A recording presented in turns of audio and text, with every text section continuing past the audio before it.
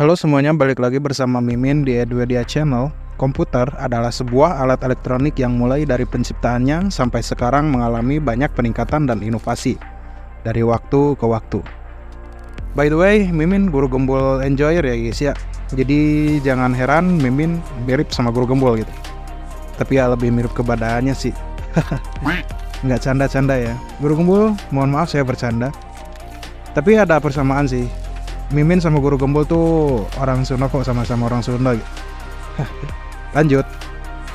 Oke, komputer di zaman sekarang sudah sangat-sangat canggih. Sampai-sampai ada inovasi baru yang bisa disebut seperti ya augmented reality, virtual reality, dan lain sebagainya lah. Tapi bagaimana kalau ada komputer yang lebih canggih dari komputer super yang dibuat manusia sekarang? Wah, emang ada ya? Sebetulnya komputer ini sudah ditemukan pada zaman dahulu oleh para ilmuwan-ilmuwan terdahulu. Bagaimana penjelasannya? Oke, kita masuk ke pembahasan singkat satu video ini. Ini dia komputer kuantum.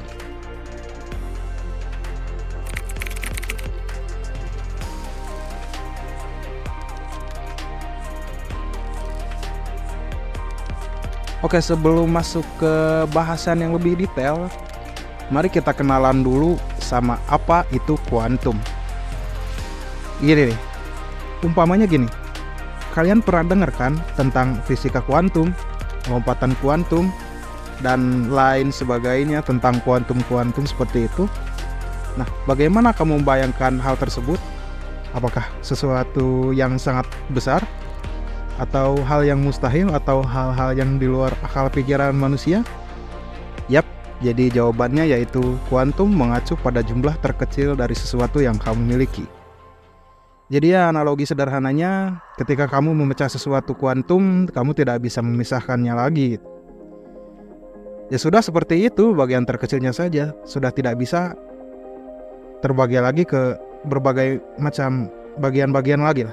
Intinya gitu kuantum. Lalu apa itu komputer kuantum? Apakah komputer kuantum adalah bagian terkecil dari suatu perangkat komputer? Ya enggak lah, kocak. Jadi sebetulnya komputer kuantum itu mengacu pada konsep computingnya yang kuantum, bukan dari bagian komputernya yang kuantum. Jadi penjelasannya adalah komputer kuantum itu adalah jenis komputasi yang menggunakan fenomena-fenomena mekanika kuantum seperti superposisi, interferensi, dan keterikatan. Atau bisa juga kuantum komputer adalah perangkat yang melakukan komputasi kuantum.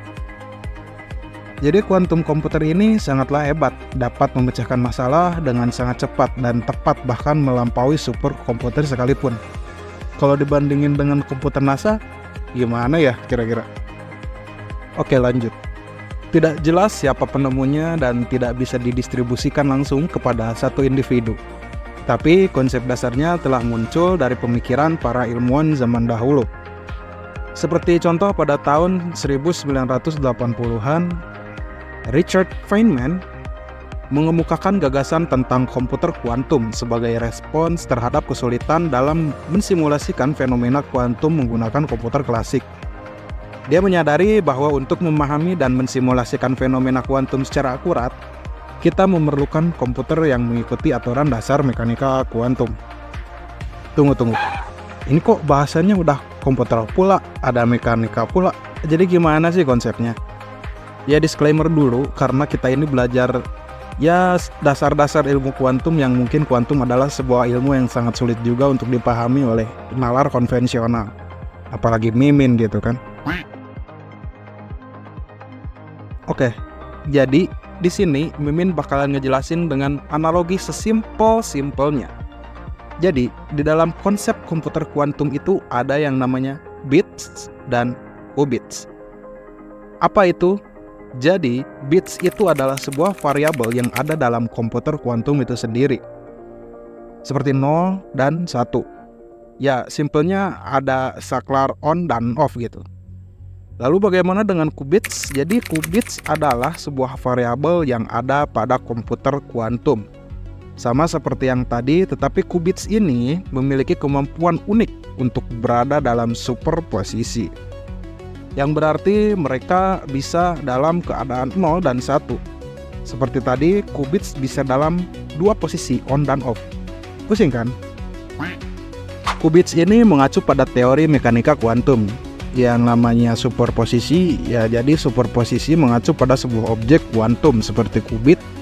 Dalam mekanika kuantum bisa ada dalam dua keadaan atau lebih dalam satu waktu atau secara bersamaan. Gimana? Pusing? Oke. Kita bakalan masuk ke contoh yang lebih simpel. Kita bakalan pakai perumpamaan Schrödinger. Perumpamaan ini membuat kita jadi lebih paham tentang konsep superposisi. Kayak gini. Jadi, bayangkan kita memasukkan seekor kucing ke dalam kardus. Bukan hanya itu, dimasukkan juga bahan radioaktif, sebuah Geiger counter, dan sebuah botol racun. Oke, kita tutup rapat kardusnya. Nah, harusnya kucing itu akan mati oleh bahan radioaktif tadi dengan probabilitas dan dalam suatu waktu tertentu. Kalau bahan radioaktif tadi mengalami peluruhan, maka selanjutnya Geiger counter akan mendeteksinya dan bakalan mengeluarkan racun dari dalam otak. Jadi ya, simpelnya gini.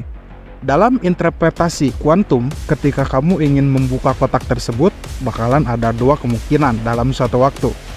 Yaitu, kucing itu dalam keadaan mati dan hidup. Keren? Jelas. Pusing? Iya dong. Bukan hanya superposisi, kuantum komputer juga memakai konsep entanglement. Apalagi tuh, Min? Oke, jadi entanglement itu situasi di mana dua atau lebih objek kuantum saling terkait secara intim. Juga sulit dipahami. Ide bahwa perubahan pada suatu objek kuantum dapat secara instan memengaruhi objek kuantum lainnya. Bahkan jika mereka terpisah oleh jarak yang besar, bertentangan dengan pemahaman kausalitas dalam fisika klasik. Contoh simpel, Min. Oke, buat contoh simpel, kita masukin sebuah contoh kamu itu lagi sedang dalam perjalanan gitu. Nah, di tengah jalan kamu tiba-tiba ngerasa lapar dong. Ya otomatis kamu menepi, terus cari abang-abang bakso tahu tuh dari abang pinggir jalan ya kan. Ya lumayan lah sambil ganjel-ganjel. Dan kamu pun membeli 2 porsi bakso tahu karena kebetulan teman kamu pun ikut membelinya. Yang satu pedas, yang satu enggak. Nah, abang-abangnya pun ngasih 2 bungkus somai. Nah, di saat itu kamu tidak tahu mana yang pedas, mana yang enggak kan? Ya contohnya kamu enggak nanya di situ ke abang-abangnya. Oke, kita masukkan contoh kamu membuka 1 bungkus untuk dijadikan percobaan. Dan kamu buka, kamu cobain tuh, dan ternyata pedas. Nah, sebetulnya di sanalah entanglement itu diumpamakan ketika kamu mencoba bahwa yang kamu coba itu pedas. Maka saat itu pun kamu sudah tahu bahwa bungkus satu ini itu yang tidak pedas. Nah, di sana terjadi keterikatan. Tetapi ya itu secara simpelnya sih sebetulnya. Entanglement itu sebetulnya lebih kompleks dan lebih dalam lagi, apalagi berhubungan dengan konsep mekanika kuantum.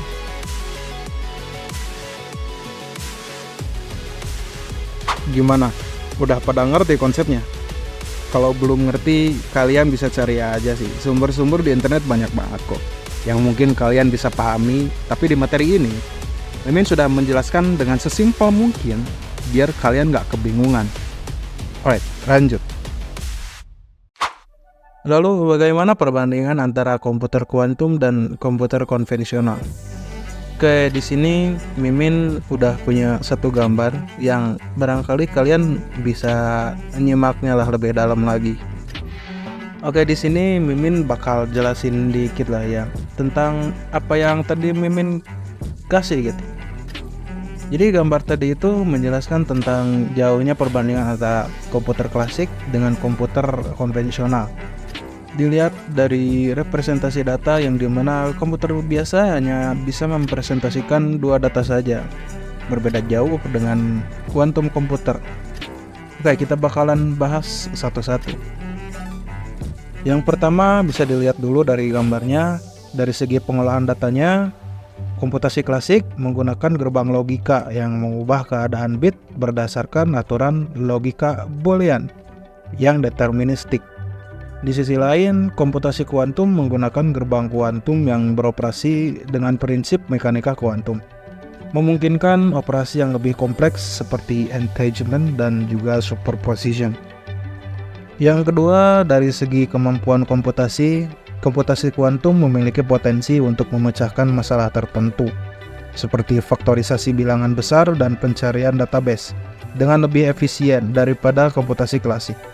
Karena kemampuan qubit untuk berada dalam banyak keadaan secara bersamaan yang memungkinkan komputer kuantum untuk mengevaluasi banyak kemungkinan sekaligus. Yang ketiga, dari segi probabilitas dan hasil.